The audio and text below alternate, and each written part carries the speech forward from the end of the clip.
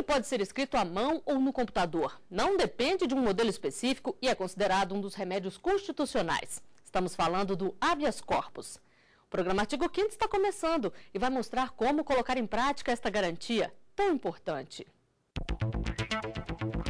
O artigo 5º determina que deve ser concedido habeas corpus sempre que alguém sofrer ou se achar ameaçado de sofrer violência ou coação em sua liberdade de locomoção por ilegalidade ou abuso de poder. E para falar sobre o habeas corpus, eu recebo no estúdio do Artigo 5º o advogado Rafael Augusto, conselheiro da OAB do Distrito Federal, e o defensor público Luiz Roberto Cavalieri. Sejam bem-vindos ao Artigo 5º. Doutor Cavalieri, gostaria que o senhor começasse explicando para a gente qual é o objeto desta garantia constitucional. Inicialmente, pelo menos, vamos começar a partir de 1832, com o Código de Processo Criminal. Ele amparava não só a liberdade de locomoção, mas também toda a liberdade. Liberdade religiosa, liberdade de imprensa, e assim foi até 1926, já consagrado na Constituição Republicana de 1891. O habeas corpus, então, passa a partir de 1926 a tutelar exclusivamente a locomoção, a liberdade de locomoção do indivíduo. Doutor Rafael, e por que essa medida é chamada de remédio constitucional? A nossa Carta elege uma série de ações que são eficientes para defender os principais direitos que os indivíduos têm, os chamados direitos fundamentais. Então, nessa ótica, o habeas corpus se insere no sentido de que ela protege justamente esse direito de locomoção, esse direito de ir e vir e permanecer. Daí a ideia de ser um remédio constitucional, de ser algo que se presta a garantir um direito consagrado como fundamental àquela civilização e de ter a sua sede dentro da nossa Constituição Federal. E o Supremo Tribunal Federal, corte máxima do país, julgou em 2014 mais de 400 pedidos de habeas corpus. O Superior Tribunal de Justiça recebeu um volume bem maior, mais de 27 mil pedidos. Mas para que o habeas corpus seja analisado, é preciso ficar atento e saber se a medida é mesmo cabível e de qual tribunal é a competência. O direito de ir e vir está previsto na Constituição. Se alguma pessoa sofrer qualquer ameaça em sua liberdade de locomoção, por ilegalidade ou abuso de poder, poderá buscar no habeas corpus a garantia desse direito. Também conhecido como remédio constitucional, ele tem caráter penal, é gratuito e pode ser impetrado por qualquer pessoa, sem a necessidade de um advogado. O habeas corpus pode ser impetrado em casos como ameaça sem justa causa à liberdade de locomoção, prisão por tempo superior estabelecido em lei ou sentença, cárcere privado, coação ilegal determinada por autoridade competente e negativa de fiança em crime afiançável. Mas o habeas corpus tem sido usado de maneira indevida como substituto de recurso. Talvez pela busca de uma justiça mais célere, mas, no entanto, ao invés de ter aquela justiça que ele está querendo, ele está se comprometendo com a irregularidade do sistema processual. E aí não vai ter o objetivo, o que ele espera. A Constituição prevê quem pode julgar o habeas corpus. Geralmente será o magistrado hierarquicamente superior, aquele que determinou o ato impugnado. Aqui no Supremo Tribunal Federal só podem ser impetrados habeas corpus contra atos dos tribunais superiores, STJ, TST, TSE ou STM. O habeas corpus pode ser liberatório ou preventivo. No primeiro caso, visa obter um alvará de soltura e deve ser impetrado em favor de alguém que esteja preso. Já o preventivo tem por objetivo evitar que se concretize uma ameaça de prisão. Doutor Rafael, a gente viu aí na reportagem que o habeas corpus não exige formalidade. Mas que tipo de cuidado a pessoa deve ter? O que não pode faltar? Bom, embora não se tenha esse rigor formal, como você falou, nós temos que observar requisitos mínimos até para que o pedido possa ser entendido de uma forma clara. Então, dentro dessa ordem, o impetrante, que é a pessoa que dá início ao habeas corpus, ela tem que declinar primeiro o seu nome, que é o autor da ação, depois tem que declinar o que nós chamamos de paciente, a pessoa em favor de quem se impetra o habeas corpus. Há de se também indicar a autoridade coatora, que será responsável por aquele abuso de poder, né, que atinja o direito de locomoção, e tem que explicar o porquê de ele entender ser ilegal aquela restrição à liberdade do indivíduo. Isso tem que estar suficientemente claro para permitir que o julgador possa ter um mínimo de segurança na hora de prestar essa prestação jurisdicional. Doutor Cavalieri, apesar de não ser necessário, obrigatório, ter um advogado, é recomendável ter a ajuda de um profissional? A Defensoria recebe muitos pedidos desse tipo? Sim, sem dúvida, muito embora possa o impetrante não ter capacidade postulatória, não ser um advogado, é importante que tenha, sim, uma assessoria ou até um advogado para que assim faça um bom pedido, que explique bem a ameaça ou a violação do direito. É importante que pelo menos os requisitos mínimos ditados aqui pelo Dr. Rafael sejam cumpridos nesse ingresso para que não haja nenhum problema durante o exame da matéria. Então, sem dúvida, a defesa técnica, assim chamada, é importante para a elaboração desses pedidos, né? E a Defensoria Pública determina, sim, que faça o habeas corpus, principalmente quando vislumbra imediatamente, ao receber o auto de prisão em flagrante, por exemplo, uma ilegalidade, um abuso de poder. A Defensoria Pública atende bastante a carência, principalmente do sistema carcerário. Existe diariamente inúmeros pedidos de habeas corpus feitos diretamente por familiares ou por próprio paciente. Ele busca os defensores quando não tem principalmente o fator econômico, não tem capacidade de pagar um advogado, então busca a Defensoria Pública. Aqui no Distrito Federal, chama-se a atenção que muitos presos ingressam de próprio punho e sem qualquer lastro probatório. E imediatamente o magistrado, ao receber essa petição, nos envia à Defensoria Pública para que possa instruir melhor aquele pedido e colaborar e ajudar ainda mais naquele pedido elaborado. Quer dizer que muitas vezes, então, a pessoa não pede a ajuda de vocês, mas essa ajuda chega de outra forma. Exatamente. Há notícia, inclusive, de impetração de habeas corpus em um lençol. O próprio preso de próprio punho elaborando o pedido, dizendo ali os fundamentos da coação e digitalizado e encaminhado então para a Justiça e assim dado vista às autoridades que trabalham no âmbito do processo. Doutor Rafael, a gente viu na reportagem que a competência para julgar um pedido de habeas corpus é da instância superior. Mas para deixar bem claro, gostaria que o senhor desse alguns exemplos. Vamos imaginar uma decisão proferida por um juiz de primeiro grau, onde, como se disse aí na inserção do programa, onde o juiz tenha negado uma fiança num crime que seria afiançável. Esse habeas corpus tem que ser dirigido para a autoridade superior, no caso, o Tribunal de Justiça, a qual esse juiz é ligado. Numa outra perspectiva, se esse tribunal também persistir nessa ilegalidade, ele atrairá para si a condição de autoridade coatora. Nesse caso, entende-se possível também um habeas corpus para a instância superior, no caso seria o Superior Tribunal de Justiça. Então, a gente sempre tem que observar que só pode analisar a legalidade ou ilegalidade de um ato alguém que é hierarquicamente superior. Então, a gente tem que observar isso na hora de se fixar a competência. E o que pode fazer com que o pedido de habeas corpus não seja analisado ou que seja negado, doutor Cavalieri? Algumas situações podem fazer com que o habeas corpus, primeiro, não seja conhecido, né? Há tempos remotos, temos o habeas corpus impetrado para matrícula na escola. E isso atualmente não é mais admissível. O habeas corpus também não pode ser utilizado como sucedâneo de recurso, né? Hoje fechamos um pouco a atual doutrina e também a atual consolidação de algumas turmas do STJ e a segunda turma do Supremo entendem que não podem os recursos serem deixados para ser impetrado o habeas corpus, algo que é muito mais fácil ser levado à demanda, salvo raríssimas exceções quando a ilegalidade ela for patente. Então, deve ser analisado alguns requisitos. Outro, por exemplo, casos que não façam que haja o conhecimento da matéria, impetrar habeas corpus ao invés de uma revisão criminal.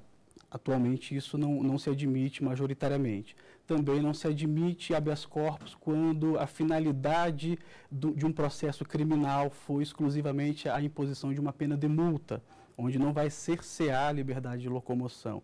Então, alguns requisitos devem ser analisados para que pelo menos seja conhecido. Diante de uma análise do conhecimento do habeas corpus, o habeas corpus pode ser negado ou concedido.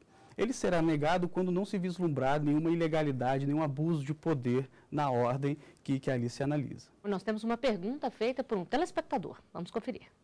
Meu nome é Janaína e eu queria saber se habeas corpus tem prazo para ser julgado. Doutor Rafael, existe prazo? O habeas corpus tem prioridade? O habeas corpus é reconhecido como uma ação sumária, ela tem que tramitar rapidamente. E o CPP estipula um prazo de 24 horas depois de que todas as diligências sejam realizadas. O grande problema é de que o CPP não estipulou um prazo para a finalização dessas diligências. Então acaba, às vezes, não cumprindo essa Nós temos rapidez. um prazo, mas na realidade nós não temos um prazo hermético em termos de se concluir o habeas corpus. Mas o que temos que ter em vista é que o habeas corpus se trata de uma ação sumária. Ela tem que tramitar rapidamente, até pela qualidade do direito que ela tutela, que é a liberdade. Ela não pode se perenizar ao longo do tempo. Doutor Cavalieri, quando o habeas corpus é concedido, a pessoa é solta imediatamente? Em se tratando daquela demanda específica do habeas corpus, não havendo outro motivo, imediatamente deve ser colocado em liberdade, é expedido o alvará de soltura e assim rapidamente deve-se chegar à autoridade que também faz a custódia daquele indivíduo. Então, imediatamente deve ser posto em liberdade, utilizando todos os mecanismos, fax, e-mail, se possível, com a confirmação daquela ordem, ratificando posteriormente com a original.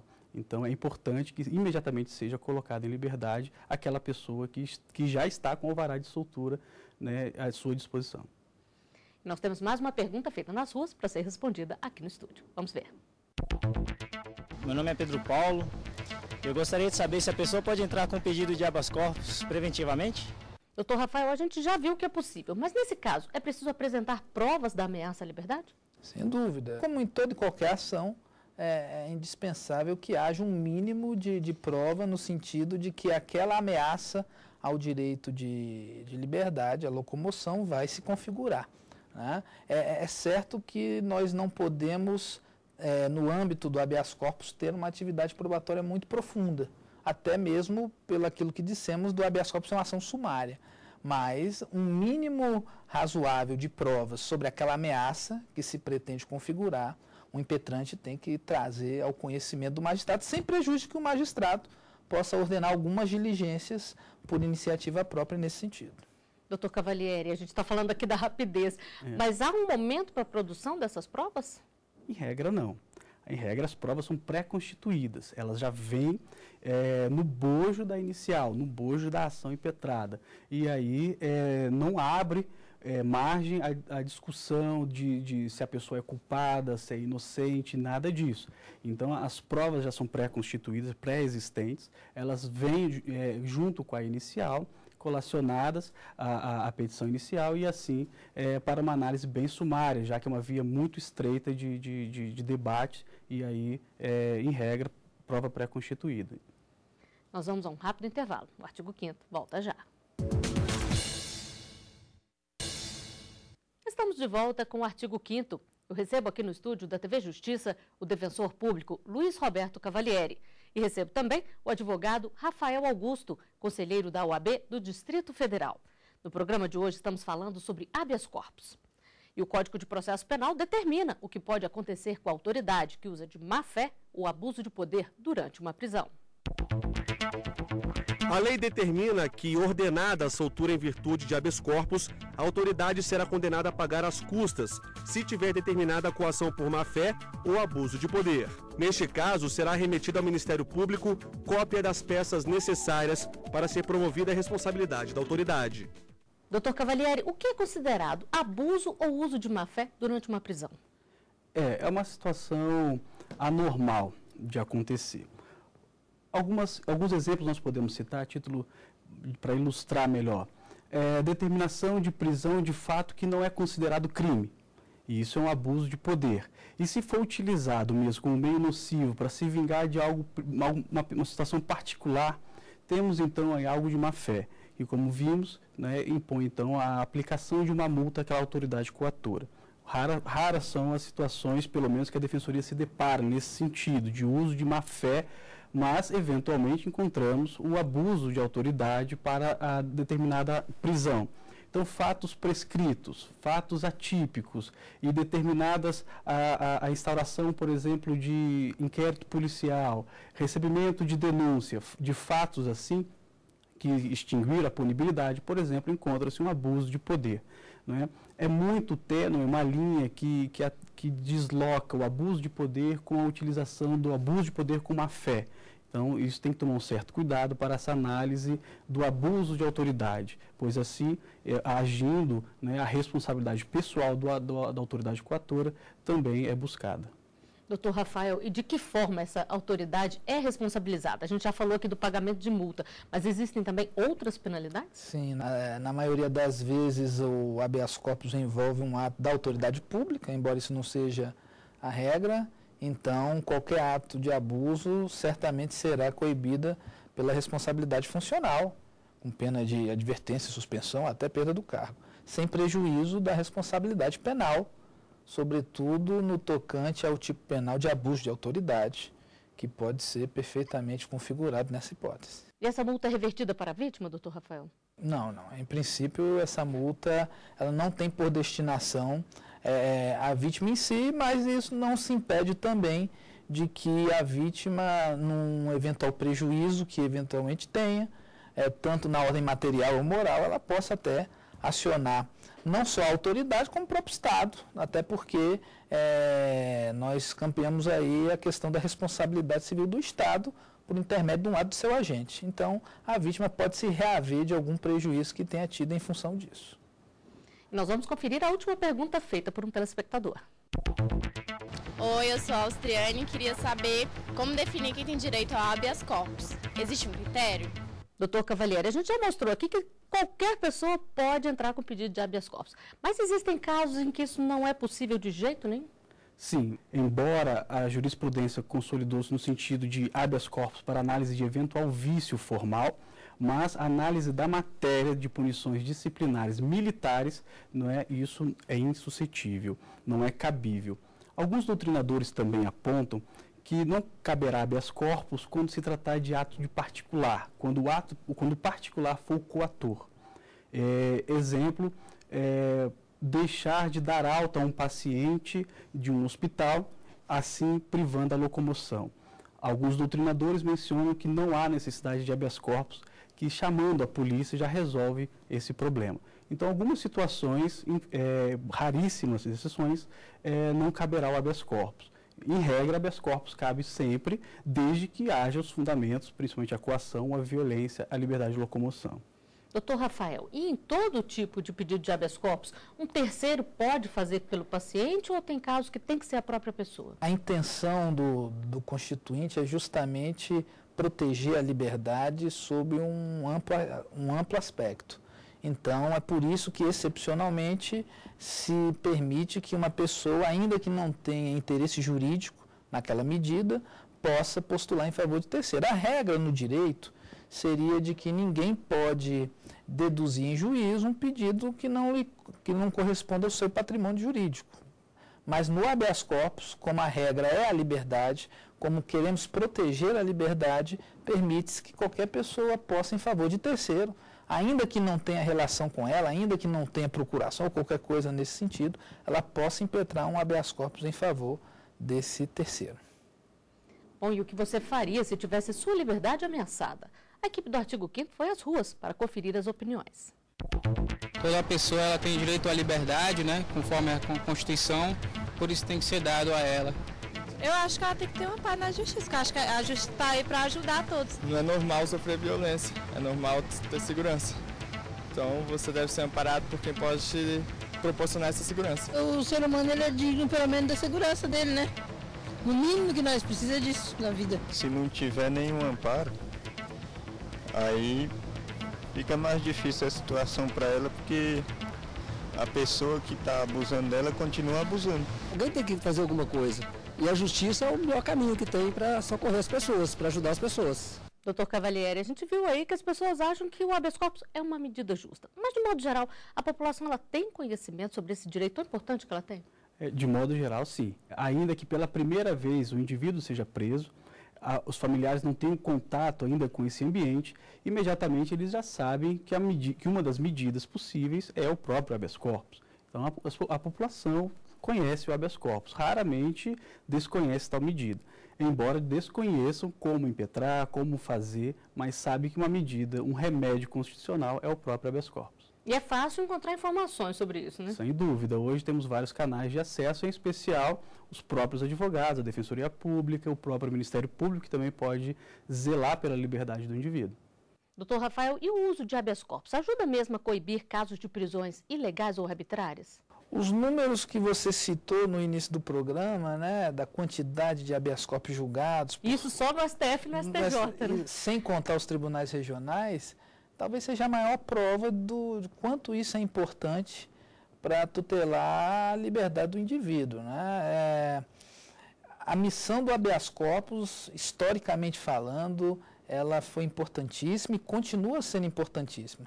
Por mais que tenhamos evoluído em termos de civilização, não raro a gente vê a persistência de alguns agentes públicos abusando do seu poder-dever, no sentido de prender pessoas sem motivo, prender pessoas por mais tempo do que o necessário, né? Então, o habeas corpus talvez seja uma garantia que não possa ser suprimível e mesmo num futuro onde a gente possa idealizar o amadurecimento dos operadores, acredito eu que ele vai ser indispensável no tocante à garantia desse direito fundamental.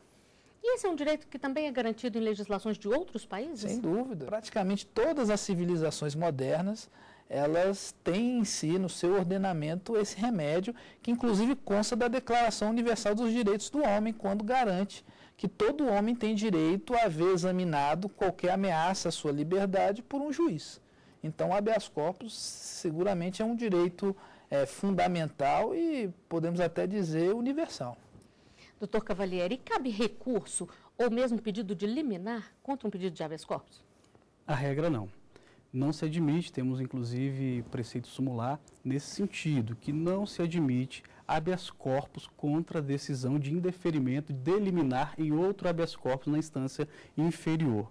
Esta é a regra. Excepcionalmente, quando a ilegalidade é muito patente, admite-se. Mas isso não é regra. A regra é que não cabe habeas corpus, como dito, sucedâneo de recurso ou para combater uma liminar indeferida, né? Então, de fato, o habeas corpus ele é um instrumento que muitas vezes é utilizado como recurso, mas que não deveria, pois não é um recurso, é uma ação popular, uma ação de impugnação. Atualmente tem se fechado as portas para o habeas corpus, os tribunais têm fechado quando deveria ser impetrado um recurso para aquele determinado caso concreto. Para encerrar, então, eu gostaria de saber de vocês qual a dica para quem está nos assistindo aqui e sabe de alguém ou ele próprio tem a sua locomoção ameaçada. Doutor Rafael. Bom, não deixa de ser uma peça técnica que vai exigir um certo conhecimento. Então, se eu pudesse falar em nível de recomendação, procure um advogado se puder, ou então procure o defensor público, que eles vão estar capacitados a poder aviar isso de uma forma segura para o seu constituinte. Para o senhor, doutor Cavalieri. Faço das palavras do doutor Rafael as minhas. Né? De fato, embora podendo o próprio paciente impetrar, ainda que não tenha capacidade postulatória, é importante que não abra mão da defesa técnica, até para que possa, inclusive, arguir oralmente quando assim puder. Isso pode agilizar também, né? Sem dúvida. Bom, e com essas dicas nós chegamos ao final de mais um Artigo 5º. Doutor Cavalieri, doutor Rafael, agradeço muito a presença de vocês aqui conosco e obrigada também pela sua companhia. Para fazer parte do nosso programa, é só enviar sugestões para o e-mail artigo5@stf.jus.br. Não se esqueça, toda quarta-feira nós levamos até você um novo tema. Até lá!